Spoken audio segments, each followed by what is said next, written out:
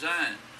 On the screen, I've got figure 6 from the 2012 IG report showing most frequently used addresses for I-10 tax refunds. As you can see, nearly 24,000 tax refunds totaling $46.4 million were issued to the same address in Atlanta, Georgia.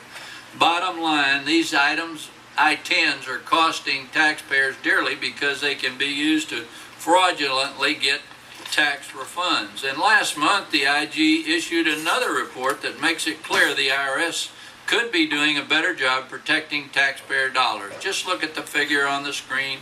Over 1,000 I-10s were assigned to individuals using the same address in Atlanta, Georgia. Do you agree there's still a problem or not? Yes or no? I do agree there's still a problem. Yeah. Also, the IG found the IRS workers handling the I-10 applications remain concerned that management will basically pressure them to rubber stamp applications instead of ensuring that only qualified individuals receive.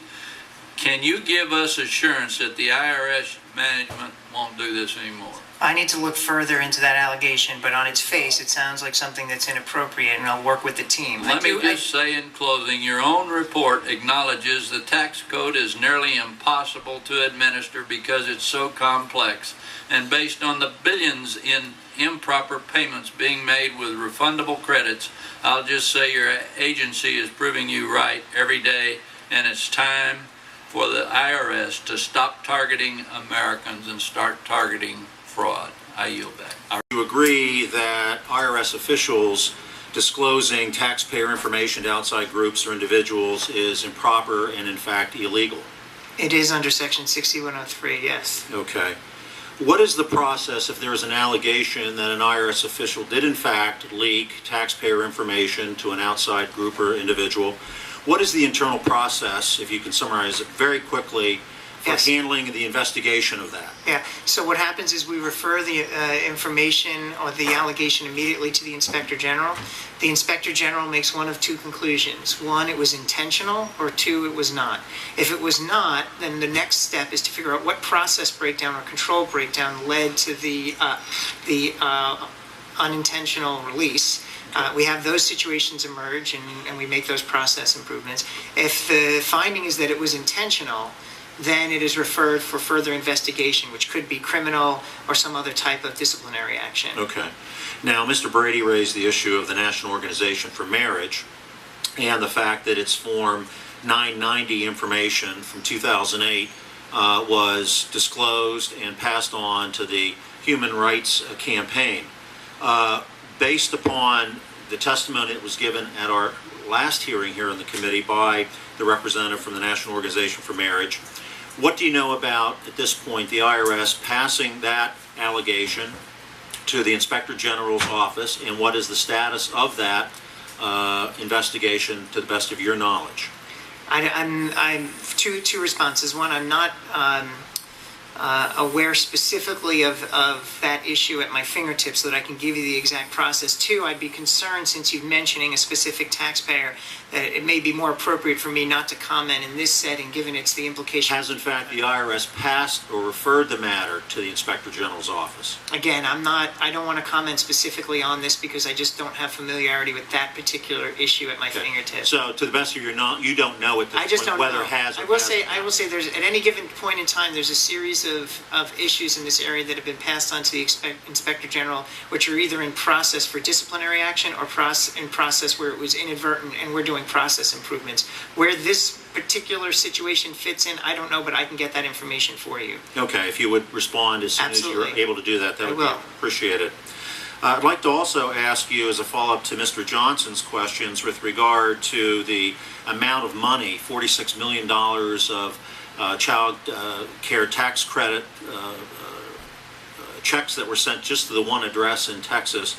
And in your comment, you mentioned that on the issue of why checks are being sent for this credit, how do you verify that children in fact resided at that place of residence for at least 6 months, which is one of the requirements for that?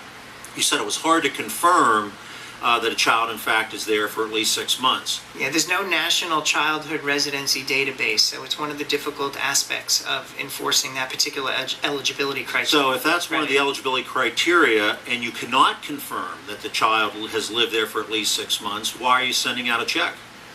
Well, what happens is that it's not, I didn't say it's impossible to confirm, it's just challenging, and therefore we have a higher degree of errors associated with that eligibility criteria. So you acknowledge then that the IRS has sent checks to individuals that don't meet the eligibility criteria? That happens, unfortunately. It's called an improper payment. We have way too many of them in the IRS, and we need to work on that issue. And so what disciplinary action have you taken as an agency against the individuals that have continued that practice? I've not taken any, well, first of all, again, arrived in late May. I personally have not taken any disciplinary actions. I'm not sure disciplinary action would be appropriate in all circumstances in that situation.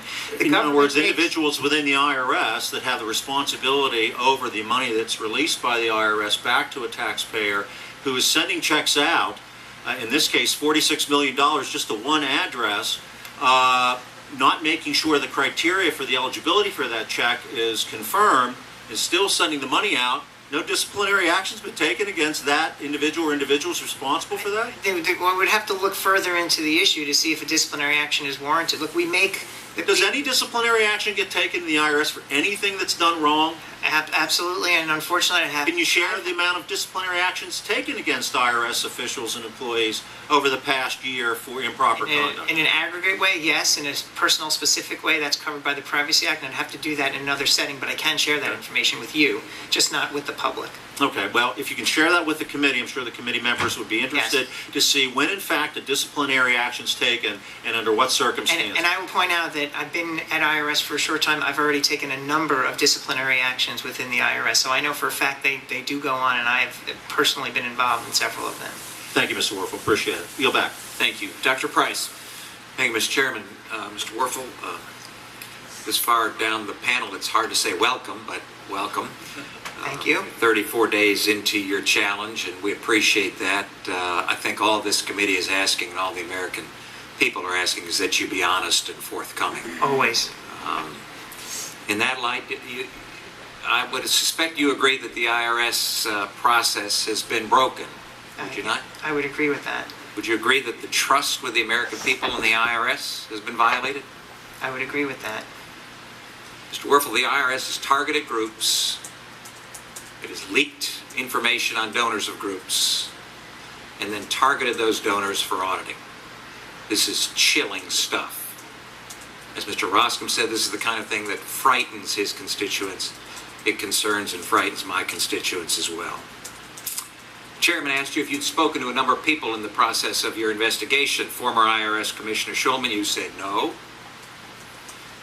Former acting IRS Commissioner Mr. Miller, you said no. And then Sarah Hall Ingram, you said yes. Who is she? Sarah Hall Ingram runs the Affordable Care Act operations within the IRS, and I speak to her on an ongoing basis as part of my responsibility to engage with my senior leadership team on the ongoing operations of the IRS. What was her role during this period of time, during the period of time in the tax exempt? It's a good question, and that's one that we're looking at, and I'll do my best to explain it right now. Ms. Ingram was the commissioner of the tax-exempt government entities organization leading into when these events occurred. So the IG report starts to surface issues in and around early, let's say March 2010 is when this fact pattern begins on the IG timeline. It's my understanding that Ms. Ingram served as the commissioner of tax-exempt, government-exempt organizations, which is a level above the exempt organizations unit, and that org chart is in my report. And she served in that capacity until somewhere around the spring or summer of 2010. So there was an overlap. So there's an overlap. At that point in time, she moved over and was detailed over to begin her work in running the Affordable Care Act. Let me ask you why you believe, or why should the American people believe that the trust that's required between the Internal Revenue Service and the American people on the implementation and enforcement of the Affordable Care Act by an individual who was involved in the tax-exempt status entity of the IRS during this time in question, why should they trust that individual? Well, what I would ask the American people to do is to trust in the process that we are going through to make sure we're getting to the bottom of this. And with Mr. respect Werfel, to... you understand that the process that the IRS has gone through has violated that trust with the American people already, and candidly, my constituents, and I believe the vast majority of the American people, want every individual who is involved in this process to answer the questions prior to being able to have any further trusting situation in their capacity in the Internal Revenue Service. Is that too much to ask?